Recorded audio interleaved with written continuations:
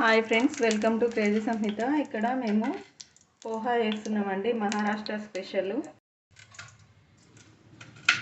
దానికి కావాల్సిన పదార్థాలు: వెల్లుల్లిపాయలు ఒక 2 కచ్చపచ్చగా దంచుకోవచ్చు, ఇలా కట్ చేసి పెట్టుకోవచ్చు. పోపు దినుసులు, క్యారెట్ తురుము, ఉల్లిపాయ, కొత్తిమీర, పచ్చిమిర్చి. ముందుగానే అటుకులని నానబెట్టుకోవాలండి. సాల్ట్ యాడ్ చేయాలండి. సాల్ట్ ఒకటి నేను చూపించలేదు. ఆయిల్ వేసుకొని పోపు దినుసులు వేసుకొని తర్వాత ఉల్లిపాయ వేసుకోవాలి, కొద్దిగా క్యారెట్ తరుగు వేసుకోవాలి, తర్వాత పచ్చిమిర్చి వేసుకోవాలి, కొద్దిగా పసుపు యాడ్ చేయాలి.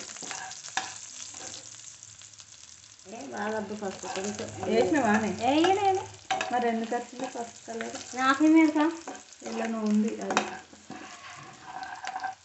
నేను పసుపు అదే మరి ఏహే లేదు, క్యారెట్ అట్లా వచ్చింది మరి వేయి పసుపు, కొద్దిగా కొద్దిగా పసుపు యాడ్ చేయండి. మేము చిన్నప్పుడు మహారాష్ట్రలో ఉన్నామండి, మాకు అందుకే ఈ వంటలు అలవాటు.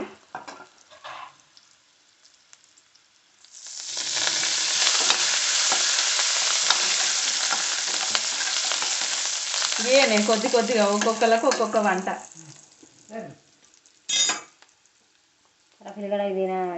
తినడు.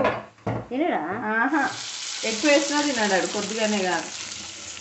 కూర ఒక్కటి తింటది, ఆయనకు కూడా నచ్చాయి, అల్లునికి కూడా నచ్చాయి.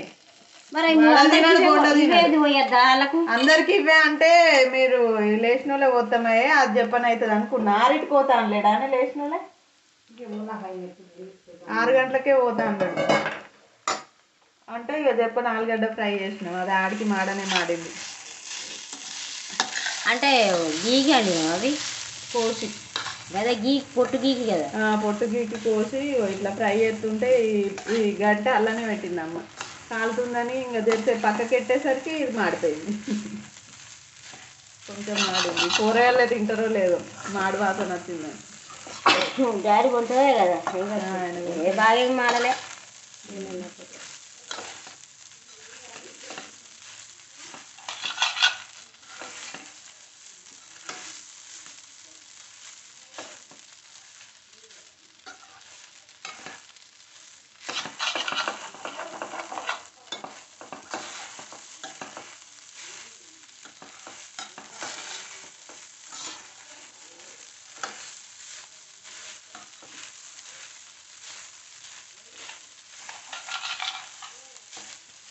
ఇలా సోమవారం కదా, ఏం తినలేను. స్నానం చేసినాకనే ఏదైనా అదే స్నానం చేసిన వాళ్ళే కొన్ని పోసుకోయండి ఏమంటాము, అవన్నీ కట్ చేసినవి ఉన్నాయి కదా.